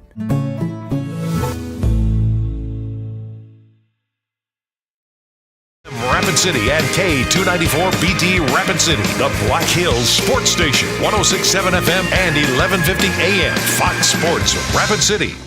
And 200, 2 and a quarter, 2 to the bid, 250, want to get 250 here, no 75, 275, now 3. Hi, folks. Kevin McPherson Auction Company. We can turn your property to cash. We can sell your personal property and your real estate at auction. A family business for 64 years and counting. We've sold several millions of dollars in property over the years. We're happy to consult with you on your auction plans. Let our selling experience work for you. Call McPherson Auction, 605-348-1369. Visit us on our web at McPhersonAuction.com. In the past, if you needed auto body repair, you had to get multiple estimates and then try to get your car into a shop for repair. Well, not anymore. In most cases, you can stop by one shop, get your estimate, and schedule your car for a repair. The question now becomes which shop you choose. If you like quality, choose J&J Truck and Auto Body. They have ASE, PPG, and Gold iCar certifications that allow them to offer you a nationwide warranty. And they'll work with your insurance company so you're pleased with the outcome. J&J Truck and Auto Body, 1513 East Philadelphia. All right, we're talking with Britt Wicked at Elevate Performance Physical Therapy for an Elevate Performance Health Minute. Right now, it's baseball season, and one thing I know with baseball, I hear about this overuse shoulder injury. It's something that we see a lot clinically. Repetitive motions place ourselves at an increased risk for sustaining an injury, especially if it's a movement that hasn't necessarily been done a lot previously. And one thing, some people say, well, you just have to rest, but not all the time. Yeah, so it's good to take a break in a sense. But that doesn't necessarily mean do nothing at all. If you're experiencing symptoms like that and having soreness with throwing in particular, that's a good time to be seen by a physical therapist to try to assess the root cause of your symptoms. You could have weakness in the rotator cuff. We could have some shoulder instability. There's a lot going on with throwing, so it's important to have that thoroughly assessed to get you back on the road to recovery. Get started at ElevatePerformanceSD.com. This is the Nate Brown Show. From the biggest national names to the hottest stories across South Dakota. Welcome to the Nate Brown Show. Here's your host, Nate Brown. Hey, welcome in. Glad you're here on this Tuesday. Back and ready. South Dakota Sports Talk Show live on Fox Sports Radio. The Nate Brown Show. Welcome you in. Thanks for making this show possible. We appreciate it. If you want to be a part of the program, remember the Pizza Ranch Studio Hotline, 605-720-1067. That's the Pizza Ranch Studio Hotline, powered by the Pizza Ranch, 3809 East 10th Street, Sioux Falls. Also in Brandon and 2 locations in Rapid City, home of everyone's favorite buffet.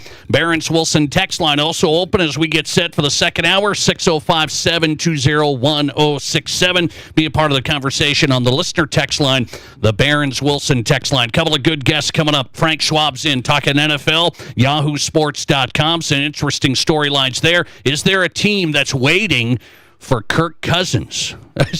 Hey, hang on a second. You Vikings fans treated Kirk so poorly. Is there a team that's actually waiting for Kirk Cousins? We will get to that with Frank. Jake Shapiro's on tonight from DenverSports.com talking about the historic Colorado Rockies season. I have a suggestion for the Rockies fans. Could they pull this off, though? Would this even matter? I do have a suggestion for the Rockies fans. We'll get into it. Jake Shapiro's coming up from DenverSports.com. Speaking of baseball, so here's the South Dakota landscape. Here's the landscape. Legion Baseball was born in South Dakota. We all know this, right? The history of Legion Baseball in South Dakota. Strong Legion Baseball state. There's been a movement, I should say a transition across the country where Legion Baseball has dwindled. So if you really look at it, and I spent some time on this, Legion Baseball is still rolling in the Minnesotas, the Nebraskas, Iowa a little bit. Yeah, it's still there. It's Iowa, Wyoming, South Dakota, Montana, North Dakota. And I'm honestly saying Legion Baseball is still healthy in the upper Midwest here. But if you went down south, you went to the West Coast, you went to these places, there would be a lot of people. You'd say Legion baseball is the thing for the summer. A lot of those places would, Legion baseball. So the upper Midwest still has healthy Legion programs. The Central Plains Regional, then off to the Legion World Series. So it's still a national thing, but the most participation is, and the seriousness of it, really these upper Midwest states hanging on to the Legion tradition. My question is, as I think about this transition now, we got Legion baseball's been going in South Dakota for a little while. Some Legion teams start up pretty early, like Post 22 starts up early. But now the Legion baseball season's really going to get into full effect because the high school baseball season here in the state just wrapped up. So you just had the high school state baseball championship. Now, if you didn't have any dog in the fight, if you didn't have any, like, hey, I knew this kid or I knew that kid, I don't know if many of you listening to this program really were aware that the high school state baseball championship was going on. Maybe some of you. But in my point on that, high school baseball has come along here in the state. Participation's up. Schools are actually adding high school baseball over the past 5 years. You maybe wouldn't know that, but I've talked to the high school baseball folks. It's organized. It's ran really well. But you look at it, it's just not quite the same. I still believe that it's not seen the same in the mainstream as, hey, there's high school baseball, club sport. Still the schools are there. It's still club, and they wrap up their state baseball championship. And I did this poll last year. I said, which one is taken more serious, the Legion state championship or the high school state championship? You know what that poll said? And just on this show, it's just this show, it's anecdotal. 80% of the people said the Legion championship was taken more serious than the high school championship. Now, 80%. So my question tonight, with high school baseball in the state, adding schools, has a lot of participants. I mean, players are playing in various schools. It seems pretty healthy. There's teams on both sides of the state that are competing now. It was a heavy East River side. Stevens has gotten in the middle of it.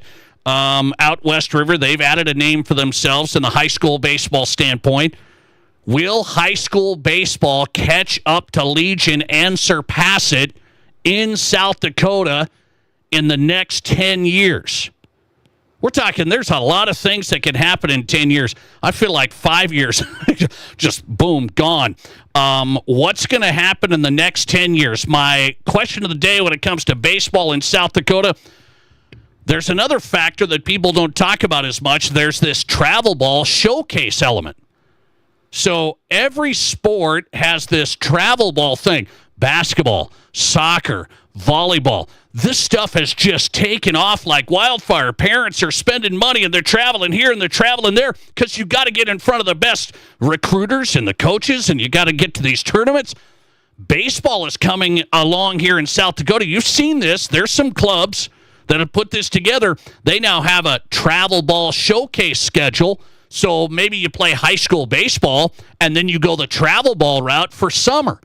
So if I ask you which has the biggest brand in 10 years, what would be your take? Give me your hot takes on the Barons-Wilson text line, 605-720-1067 if you would. Which baseball brand will be the strongest in South Dakota, the healthiest in 10 years? Will it be Legion ball still? I'm going to tell you right now, and this might be my bias, I've been around Post 22 a long time. Which is the strongest baseball brand in South Dakota? It's Post 22. It's still Post 22. Post 22 baseball is the strongest baseball brand. When you're talking high school level, that's the strongest baseball brand in the entire state.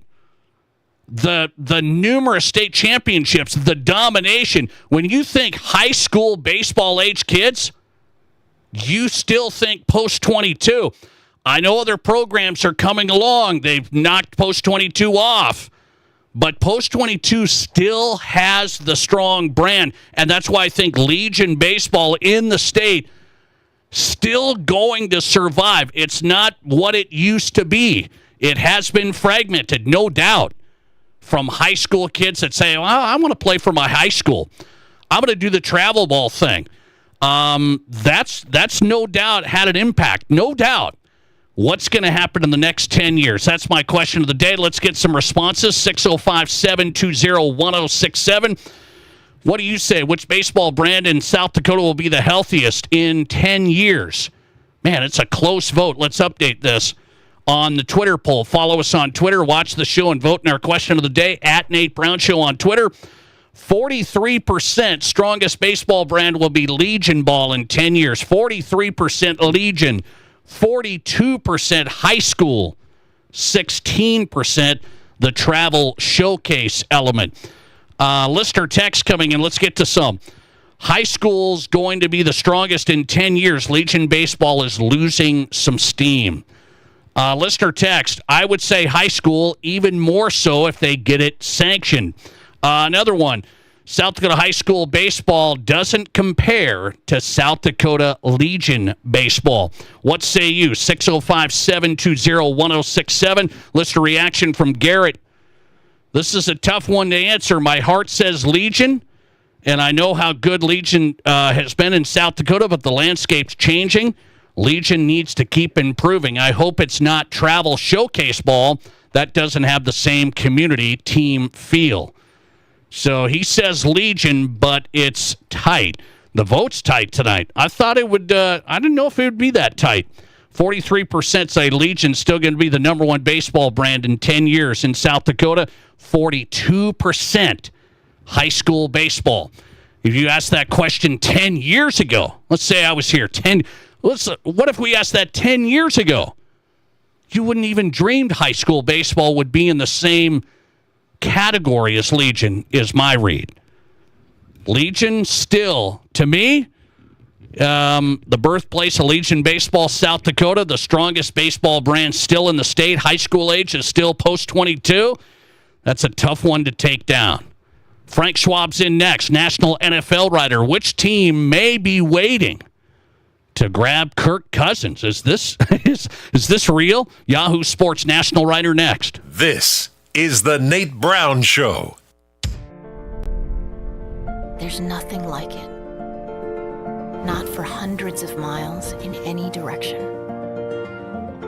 A gathering space for all kinds of people from all kinds of backgrounds. To share, to revel, to stand together and celebrate life's greatest moments.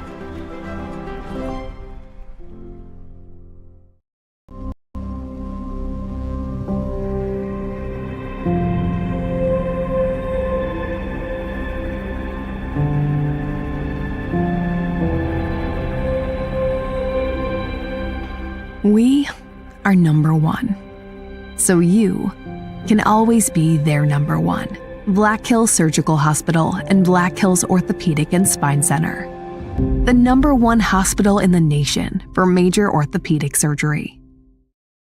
The summer heat will be here soon, but our hot summer savings sale is on now. Get $1,200 off every door and $800 off every window. Plus enjoy no money down, no payments, and no interest for 12 months. Get an extra 5% off your entire project if purchased on initial consultation. Hurry, this exclusive offer won't last long. Now is the perfect time to upgrade your windows and doors, so grab these hot savings while you can. Call today or visit rbarapidcity.com to book your free estimate.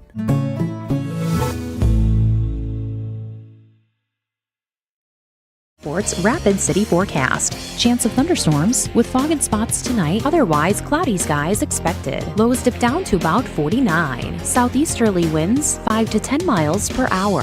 Chance of rain showers with fog and spots early tomorrow. High temperatures reach up to 64. Sunshine mixed with clouds at times. Tomorrow night, lows dip down to about 46. That's your forecast on the Black Hills Sports Station, Fox Sports Rapid City. Currently 62.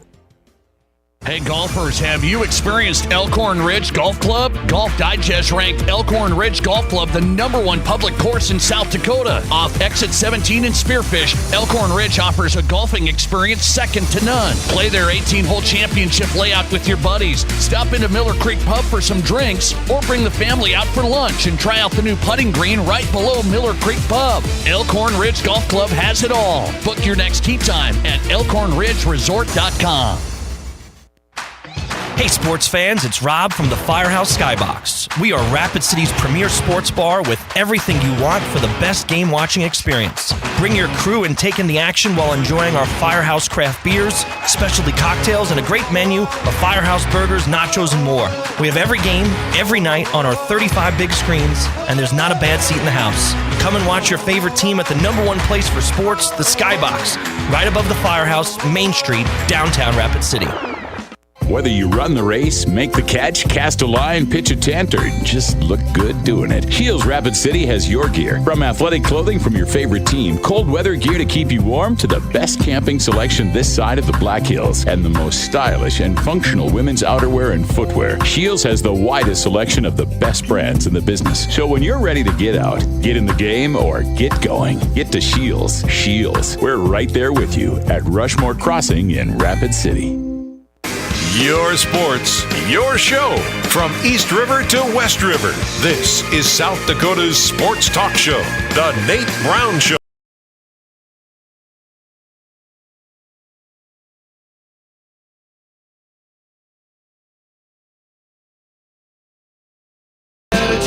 Hey, welcome back in South Dakota Sports Talk Show on Fox Sports Radio. Glad you're here. Remember, if you miss parts of the show, you can catch the podcast anytime. Great guests. Yeah, I know it's springtime, summertime. Still great guests across the board. We don't like repeating guests, recording them and playing them back. We try and get you new content, new stuff each time out. So go to the Nate Brown Show podcast. Every guest, every show's there. Search The Nate Brown Show. You've got our podcast on Apple, Spotify, Amazon. Search The Nate Brown Show and download the podcast. Frank Schwab's in tonight. National NFL writer, yahoosports.com. Frank, good to have you. How are you? Doing well. How about you? Doing good, man. Appreciate the time. I want to get into some quarterback stuff with you and find out. Kirk Cousins didn't show up to voluntary OTAs here for the Falcons. People are wondering, is Kirk Cousins going to stay with the Falcons, or is somebody going to pick up Kirk Cousins? What do you say? I mean, I don't know who picks him up at this point. Yeah, it could be an injury and, training camp or whatever, and then, there's a market for him again. But really, there's just no market for him. And I get why he's upset, and I get why, he feels, maybe like, the Falcons should have made a better effort to get him to a spot where he could start this year and whatnot, or, whatever's going on with Kirk Cousins. But him not coming to OTAs isn't going to change that there's no market. I don't know of a team that would give up a draft pick and money for Kirk Cousins right now. Why would you? I guess unless the Aaron Rodgers thing falls apart with the Steelers, but even then, Kirk Cousins isn't going to come free. He's not just a guy you signed. You'd have to spend some money to get him, give up a pick to get him. And so I don't know. I just think that Kirk Cousins if he wants to play football this year, I think it's going to be with the Atlanta Falcons as their backup quarterback. Okay, so you don't think the Steelers thing being thrown around is that much of a option? I really don't. I just don't. I don't. If Aaron Rodgers signs there, then it's over, right? I mean, there's no market from there, and I do think that happens. And even if Aaron Rodgers doesn't, it says there's got a lot of hoops that need to be jumped through still. I guess Pittsburgh would have to explore it, but the Falcons have no backup quarterback right now. I mean, Michael Penix has a long injury history in college, and we don't know that Michael Penix is a great quarterback. We saw him a few games last year, and he looked good, and I think he's going to be good, but there's still some question there. So I don't think the Falcons just want to give away their backup quarterback at this point. And then you talk about, okay, what's fair compensation draft pick wise for a guy who didn't look that good at age 36 and is going to be 37 this year. So yeah, it's just unfortunate for Kirk. I don't think he's done anything wrong here. It's just that where's he going to go?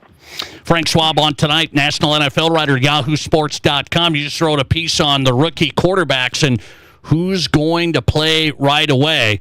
How much of a chance does Shedeur Sanders have of maybe not playing right away, but you say by week 6 after a juggernaut of a schedule? Yeah, I mean, if you look at the Brown schedule, I don't see any way they're not at best 1-5 coming out of it. I mean, it is, versus Bengals at Lions, versus Packers, versus Vikings over in Germany, or I think in England. They're going to have a slow start to the season. I just can't see any way around that. So you get to week 6, if you really are 0-6, 1-5, you're probably making a change at that point. And I mean, the only question for Shedeur is he ahead of Dylan Gabriel on the depth chart at that point? I mean, Dylan Gabriel was drafted 2 rounds ahead of Shedeur. Shedeur's got a long way to go to beat him out for that spot on the depth chart. So I think somebody different is starting for the Cleveland Browns by week 7. I think it's probably one of the rookies, and it's just a question of who. And that's a pretty difficult question to answer right now because we're all interested in Shedeur and what happens to him, but he's got a long way to go in training camp and preseason to leapfrog a guy who was picked 2 rounds ahead of him in the draft. Shedeur Sanders just said 99% of the reason he dropped in the draft was because of his dad and what people think of him. What do you say? No, I don't think that's true. Sure, Sanders came off pretty bad in a lot of the pre-draft stuff, and there's physical limitations to Shedeur Sanders, and at some point you just say, this isn't worth it. It's not worth the extra attention that's going to come with Shedeur and him maybe not, treating it like a job interview at a combine and whatnot. So I think that's a very simplistic way of putting it. I don't think Deion's really in the picture of Cleveland, right? I think that's overblown. It's maybe what Shedeur is telling himself to feel better about falling to the 5th round, but I don't think that's accurate in really any way. Let me ask you about last week. The big news was the tush push getting pushed through barely. More teams wanted to ban it than not. Do you think this thing survives any more after this year? I mean, I think so. I don't know how you go back to it next year. You just can't keep reintroducing a rule change. That generally doesn't happen. There would have to be something else to spurn that coming up again. So I think it's here to stay, and I think that's fine. The Philadelphia Eagles just figured out how to run it better than everybody else, and I don't think that's a reason to ban it. There's no evidence that it causes more injuries than any other play. If you took away all plays that might cause an injury, well, you'd have 22 guys just looking at each other across the field, not running anything. I mean, football's a dangerous sport. Injuries could happen, yeah. Injuries can happen on an off-tackle run to Derrick Henry, but I don't think we're banning that. So I think that was the right call. I know it's frustrating for Eagles opponents. It's not the most, visually aesthetic thing in the world. I mean, we all know. I remember the Super Bowl when the Eagles got stopped at the 1-yard line. But when the score was 0-0, everybody knew that the Eagles were scoring the next play. Everybody. It's just an automatic play. So it's not very good viewing wise, but. I think it's here to stay, and I think that it should be because only one team really runs it better than everybody else. Why did the Lions pull out their change for trying to change the playoff seeding outside of division winners getting that automatic first-round game? I think they looked at it last year and said, even though they didn't lose the game, whoever loses this Lions game in the regular season finale is going to be 14-3 going on the road in the first round. And Vikings went on the road and lost to the Rams. So it just, to me, it's always seemed unfair. Just because you win a bad division doesn't mean you should be rewarded with a home game. I've never agreed with that. If a team, and we've seen some big gaps the last couple of years. Teams 3 games ahead of the other in the standings. Go on the road to face a team 3 games worse. So I think it's just I think at some point that it's going to happen where division winners just aren't handed a home game if you go 8-9 or whatever you go. So I think there'll at some point be some momentum for it. It just wasn't the right time. But yes, I think the Vikings-Lions game was a perfect example. I mean, those were 2 of the 5 best teams in the NFL last year. And one of them, just because they played in the other's division, ended up having to go go on the road in the first round of the playoffs. That's just inherently unfair to me. Yeah, I looked at it and said, I don't know why the Lions pulled that thing out. I like it if they can put that into place. Frank Schwab on tonight, yahoosports.com, as the NFL offseason gets cranking. How long is it going to be, do you think, Frank? Nobody knows. Aaron Rodgers, Pittsburgh. What's the deal? I don't know. I think there's some agreement in place. Not written, but, some unspoken, or, not unspoken, unwritten agreement that at some point Aaron Rodgers is going to be their quarterback. He'll show up whenever. I'm interested to see when it is, how it goes down. My guess is maybe not for a couple months. Maybe. Look, I just got done watching a Brett Favre documentary on Netflix, and a small part of it, very, very small part of it, was when he was hemming and hawing about coming back to play for the Vikings, and he was asked, like, if you could just do this without having to do any of the off-season stuff, would you? And he answered basically yes. I think that's most NFL players. By the time you get to 42 years old, like Aaron Rodgers is going to be in December, the games themselves are great. Even the practices during the season aren't that bad. It's all the off-season meetings and the OTAs and the mini camps. So I think this is just kind of, honestly, I know he said there's stuff going on in his personal life, and I don't want to downgrade that or anything, but I think a lot of this really is he just doesn't want to do the mini camp stuff. Who would? He's reached a point in his career where, what does he need to prove in the OTAs or anything in the middle of June? New piece out about the rookie QBs from Frank Schwab. It's at yahoosports.com, national NFL writer. Frank, good to have you. Thanks a lot. Hey, appreciate it, Nate. Appreciate your time. Frank Schwab on tonight, yahoosports.com, national NFL writer. Wanted to get his take. Is there any possibility that the Steelers' plan B is Kirk Cousins? If the plan B, if they don't get Aaron Rodgers, to go to Kirk Cousins? Who would you rather have today? Oh, I know it's Aaron Rodgers, but I've been on the Kirk Cousins bandwagon.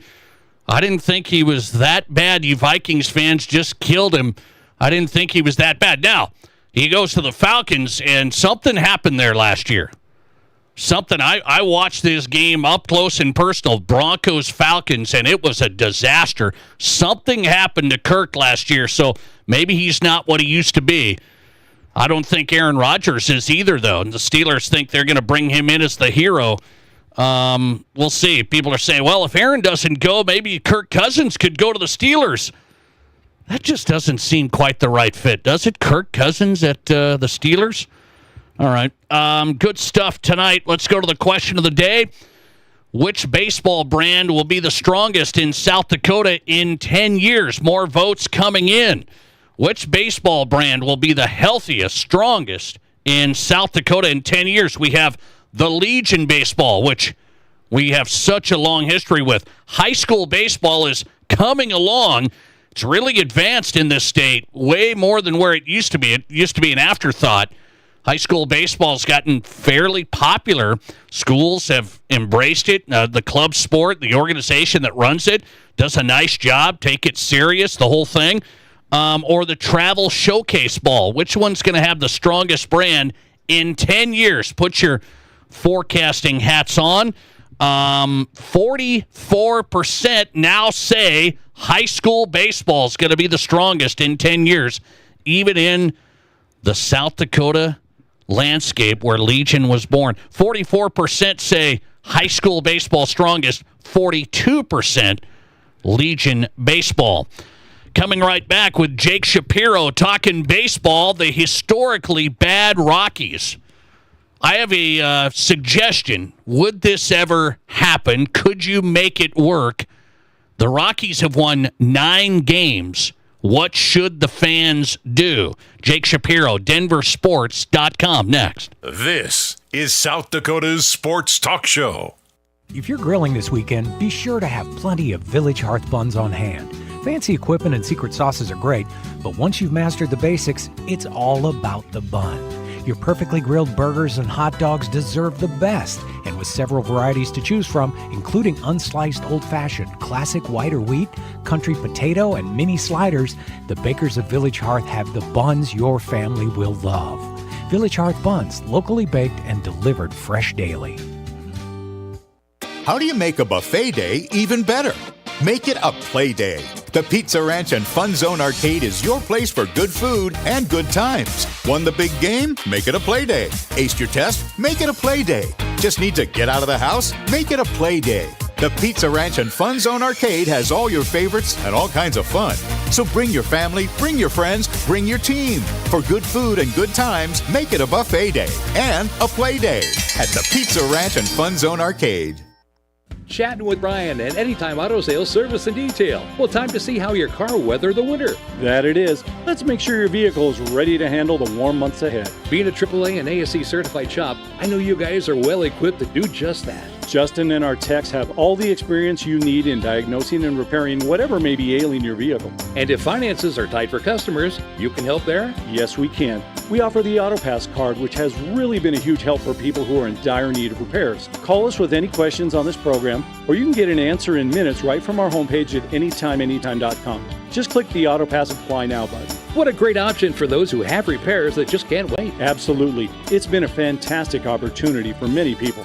Anytime Auto Sales Service and Detail, everybody. The place to trust. Your complete AAA and ASE certified automotive repair specialist. See anytimeanytime.com and at the corner of Highway 79 and East Minnesota.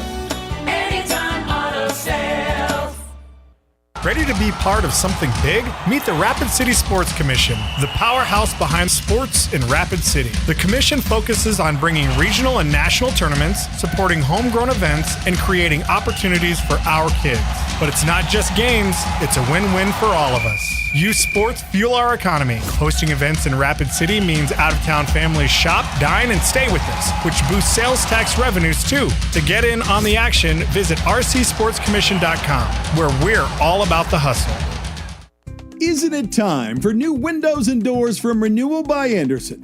With mortgage interest rates where they are right now, so many people are renovating their own homes rather than moving. And there's never been a better time to invest in awesome new windows and doors from Renewal by Anderson. Renewal by Anderson's legendary windows have been the best you can get for decades, but many people don't know that Renewal by Anderson also has incredible new ensemble entry doors and the entire Acclaim line of replacement windows, which are winning rave reviews from clients. Renewal by Anderson's windows, ensemble entry doors, and the entire Acclaim line of replacement windows will make your home so much more energy efficient on cold winter nights or hot summer days. Those new windows and doors will make your home so much more quiet and secure. We hear that all the time. Please visit RBARapidCity.com to schedule a free consultation. Be sure to ask about our great offers and really attractive financing options right now. Renewal by Anderson Windows and Entry Doors. Isn't it time? You're listening to The Nate Brown Show, also streaming right now on X. Follow us and watch the show live at Nate Brown Show.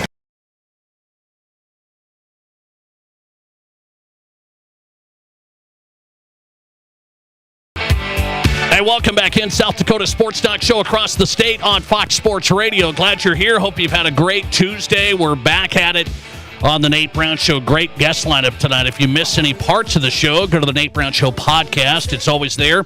Apple, Spotify, Amazon. Download the podcast. You've got every show, every segment.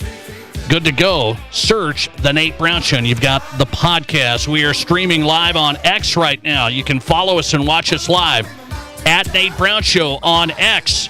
And our question of the day, I had my first entire Indy 500 experience on Sunday. Producer of the Nate Brown Show, Matt Kearney, made a great effort last week. He got Connor Daly to send me a message. I mean, it was a full court press. And so I watched it. I watched the whole thing. I haven't watched the Indy 500 maybe 15 minutes. And I watched the whole thing. Really interesting experience. And then I thought, what is the most difficult thing to do if you had to step into one of these things in sports? Drive in the Indy 500, jockey at a Kentucky Derby, or score in an NBA playoff game. An NBA playoff game. Question of the day, 48% of you voting drive in the Indy 500. 230 miles per hour. Yeah, I think that's difficult. No power steering. No power steering. You better be ready. Jake Shapiro's on tonight. Welcoming in. DenverSports.com just wrote a piece on the Rockies. I wanted to get his take tonight. Rockies, unbelievably, in a season that will be remembered. Jake, how are you? I'm good. I think I'm driving Monaco. I watched that over the weekend. That's my. Oh, that's your thing? You like that? I mean, we got a debate here: F1 or Indy. So you'd rather watch Monaco than the Indy 500? I wouldn't rather watch it, but I'd rather drive in You'd rather, it. I woke up early. I was excited. I thought this was going to be a good race this year. I talked myself into it every year. Well, man, they need to fix that race. It is a travesty for what that means to motorsport. Okay, interesting. I heard that it was not great. So I experienced the Indy 500. It was good stuff. Okay. Speaking of not good stuff, so here's the thing. I had some people up here in South Dakota that came down to Denver. And there were some people that went to the Rockies-Yankees. They went to Rockies-Yankees. They said, "Oh, this is awesome." And then the Rockies, at the game they went to, they actually beat the Yankees. And they thought it was like history made. And maybe that's the case. So you tell me, what is it like in Denver with the Rockies right now? What are people saying? Well, there's just an apathy towards this organization in general at this point with how bad things have gotten towards the Rockies. People know it as a joke. People know it as the best bar in Denver, that being Coors Field. People are considering bringing signs that say sell the team and bringing brown paper bags. But, I mean, it's a joke. But honestly, people are going to keep coming because it's such a good bar. I was considering going to the next homestand because my buddy wants to go. Like, that's the case. So no one cares about the product on the field. Like, they could literally call up the entire Albuquerque Isotopes, replace the entire Rockies roster. Whoa. They'd probably find the same amount of success, and no one would notice. Okay, so that's interesting now. Gone to the days of Andres Galarraga and Dante Bichette and Larry Walker. And I mean, I saw these guys. It's like, that was the heyday. And now we've fallen where we're at 9 wins. So you're telling me fans, let's say, would they not show up? Could you organize a boycott? Would that do anything?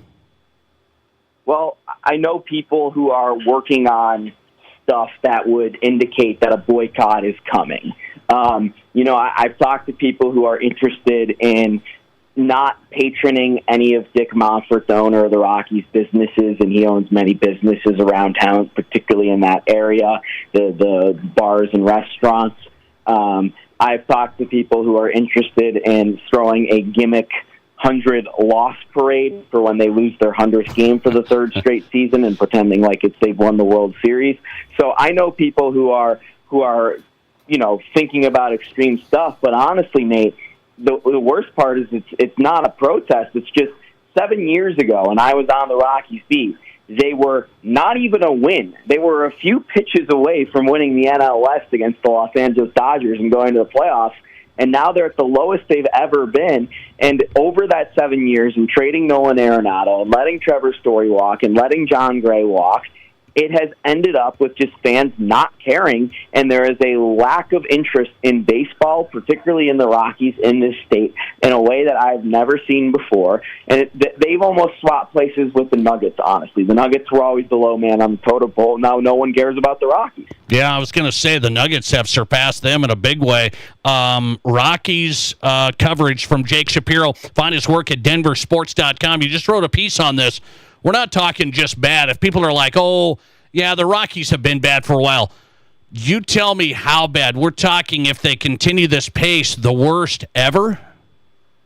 Yeah, so if they continue this pace, they will lose 135 games. No team in baseball history has ever lost 135 games, including, like, the Civil War days of baseball, okay? The only team that's come close, and they had a worse winning percentage because they played fewer games, was the 1899 Cleveland Spiders, and they lost 134 games. They won 20 in 134. And if that sounds like a farce, that's because it actually was. Before the season, the owner of the Cleveland team bought the St. Louis Perfectos, who would later be called the St. Louis Cardinals, and transferred all of the good players, including Cy Young, from Cleveland to St. Louis, and said this is going to be a sideshow in Cleveland.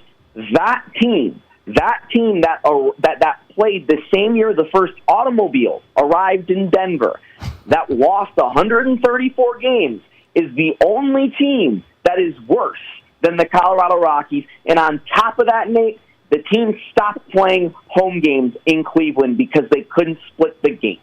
They played 111 of their games on the road because no one wanted to play them in Cleveland because 100 fans were showing up. So they got so bad, in part because no one went to their games, which is so ironic because, in part, one of the reasons why the Rockies are in this spot is because it doesn't matter what the product is on the field. Fans will continue to show up in terms of drinking at the bar that is Coors Field. Okay, so do you think anything can happen with the Monforts, the ownership? They got family all the way through there's guys that are in the organization high up, sons and stuff. So it's like, is there going to be any change? Is there anything that can happen to change course? Yeah, Sterling Monfort is the director of baseball operations, or vice president of baseball operations. It's very important. Walker, who's another one of the kids, is in charge of the business stuff over there for the Rockies. So the short answer is it's not changing hands anytime soon. And if you look at the product on the field, it ain't like their farm system's good after 2 100-loss seasons, and this is the third one coming in a row. And by the way, because of MLB's new rules, they won't be able to pick in the top 10 in the 2026 MLB draft. So this isn't getting solved anytime soon, Nate. But what I will tell folks is, as a kid with a family who grew up rooting for the Chicago Blackhawks, people thought of them as the worst professional sports team. They had a horrible ownership group. The games weren't on TV. The team was lifeless for years and years and years. And then all of a sudden the owner died. And the Blackhawks were inherited by the son, who saw things a lot differently but never got a chance to really do things his way. He drafts Jonathan Toews and Patrick Kane. A couple of years later, they win 3 Stanley Cups in 6 years. So maybe the sons see things a little bit differently than their father and uncle, but I doubt it. That's very interesting to me, how the Rockies have went from really pretty good. As you said, it was just 7 years ago. It wasn't 20 years ago. And we know the great Rockies teams from back in the day, too. But you were on the beat 7 years ago. They were in the hunt in the NL West, and now it's really hard to just win 9 games, Jake. I mean, that's hard to do, just win 9. You can accidentally win baseball games. Well, I've talked to sabermetricians about this, and you will see this occasionally in spring training, right, where a AAA team will play an exhibition match against their parent club, and the AAA team wins. It's not common, but I've talked to sabermetricians based off of those results and based off of what we see from AAA players. If you promoted a team to AAA tomorrow, just your normal, maybe a little bit above average AAA team, into the majors tomorrow, how many games is that team winning? Over 162. And the common answer I've gotten is somewhere between 35 and 50. Wow. That is more than what the Rockies are projected to win based off their pace right now. No, do I actually think the Rockies are only going to win 27 games this year? I don't know. I think that if Chris Bryant comes back, which he's been not healthy the entire time he's played in Colorado, they're actually 3-8 when Bryant played, which is just normal bad, not cataclysmically bad. They had some pitchers injured at one point, and their middle infield has been banged up. So maybe they can get some bodies in here, and they're actually going to play a little bit better in the second half of the season. But they are literally performing worse than what some smart baseball people would say a AAA club would do in Major League Baseball. Rockies 9-45. The piece is up at denversports.com. You can dig into it from Jake Shapiro. Jake, good to have you. Thanks for the time. I cannot believe I had to research what was going on in the 1890s in Colorado to put this piece in perspective, Nate. It's unbelievable. We didn't have electricity. Well done. Well done. I didn't think you would be that guy, but you are. Jake Shapiro on tonight, denversports.com. Appreciate him. Denversports.com, part of 104.3 The Fan. Rockies are 9-45. That's hard to do. Who's hot and who's not? I've got another who's not category involving a Denver player. Okay, a Denver player, not Rockies. I'll leave them out of this. It's my Broncos in the who's not. Why? And Matt Kearney makes another appearance in a who's hot with a big headline today on social media next. This is the Nate Brown Show. Question. When you walk into the boardrooms of the most successful companies here in South Dakota, who do you meet? When you're working for a mover and shaker with strong ties to our community, who are they? When you encounter a group of people eager to roll up their sleeves, who are you most likely to work with? Answer. Men and women who played high school sports. Education-based high school sports give us more than athletes we can root for. They give us leaders we can depend on. Taking the initiative, being a good teammate, sacrificing personal glory for the greater good. These are qualities we expect of our leaders, and they're all being cultivated in the high schools right here in South Dakota. Question. So where will we find tomorrow's leaders? Answer. High school sports.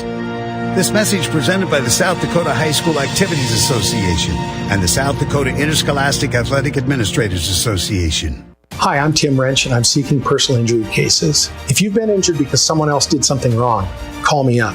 I'm a trial lawyer. I've tried criminal and civil cases for decades, and I can use all of that experience to help you. I also know this, that when insurance companies know that you're represented by a trial lawyer, they take your claim more seriously, and if it is to be settled, it's settled better with a trial lawyer. Wrench Law, 605-341-1111, wrenchlaw.com. Here's your Fox Sports Rapid City forecast. Chance of thunderstorms with fog and spots tonight. Otherwise, cloudy skies expected. Lows dip down to about 49. Southeasterly winds 5 to 10 miles per hour. Chance of rain showers with fog and spots early tomorrow. High temperatures reach up to 64. Sunshine mixed with clouds at times. Tomorrow night, lows dip down to about 46. That's your forecast on the Black Hills Sports Station, Fox Sports Rapid City. Right now, it's 62 degrees. Hi, this is Dr. Dan Jensen at Physio. We want to be your trusted partner for physical therapy, athlete development, and sports rehab. As the official strength and conditioning partners for Stevens, Central, Douglas, and the Rapid City Rush, our team at Physio is building the best athletes in the Black Hills. If you have an athlete in the family, we offer long-term athlete development at affordable prices for middle and high school students. We also have the only board-certified sports PT in Rapid City. At our brand new facility, Physio is ready to help you perform at your best. One-on-one physical therapy, athlete development, and sports rehab, all at one place. Get started at bhphysio.com. Headed to the 85th Sturgis Rally? Make the ride even better with a stay at Cadillac Jackson Deadwood. Relax in style with 3 top-notch hotels. Spring Hill Suites by Marriott, Doubletree, and True by Hilton. Plus, enjoy 4 eateries and Deadwood's largest casino floor. Mention this ad and receive an exclusive Gambler's Getaway that includes a $20 food and beverage credit, $30 in Cadillac cash, and 2 free drink tickets. Book your rally stay today at Cadillac Jacks. Call 605-578-1500. Ready to be part of something big? Meet the Rapid City Sports Commission, the powerhouse behind sports in Rapid City. The commission focuses on bringing regional and national tournaments, supporting homegrown events, and creating opportunities for our kids. But it's not just games, it's a win-win for all of us. Youth sports fuel our economy. Hosting events in Rapid City means out-of-town families shop, dine, and stay with us, which boosts sales tax revenues too. To get in on the action, visit rcsportscommission.com, where we're all about the hustle. From high school to college to the pros, from Rapid City to Sioux Falls, the Nate Brown Show is South Dakota's sports talk. All right, who's hot and who's not on a Tuesday on the Nate Brown Show. Wrapping it up tonight. Who's hot and who's not, brought to you by the Pizza Ranch every night at this time. Remember, everyone's favorite buffet is the Pizza Ranch, locally owned and operated tonight.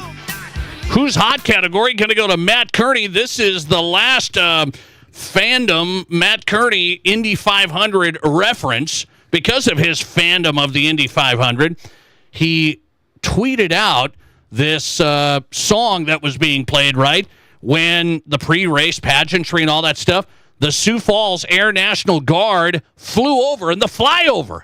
And Matt Kearney tweeted that out. Great coverage. And then who retweeted it today? Who tweeted it today?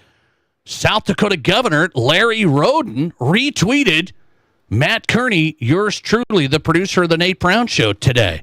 Now, that's something. Congrats. That's it for the Indy 500. See you next year. In our Pizza Ranch, who's not tonight? Bo Nix, ranked number 19 quarterback by PFF. Bush League. See you tomorrow. Save big on everything for your next outdoor project when you shop at Menards.